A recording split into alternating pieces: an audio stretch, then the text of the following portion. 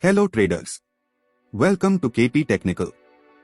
Breakout of resistance zone can go long with stop loss below 120. Support area. Sharp buying at support level can go long with stop loss below support area. Stock was trading in channel and now gave breakout, can go long with previous swing low as stop loss.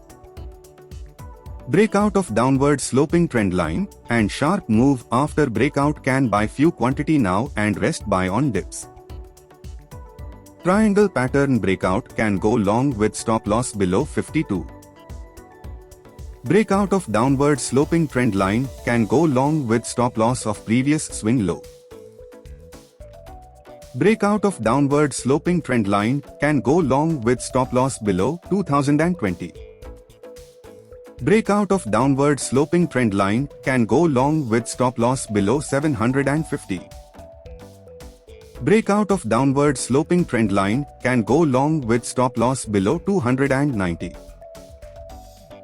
Stock was trading in channel and now gave breakout, can go long with stop loss below 380. For more stock market updates, subscribe KP Technical.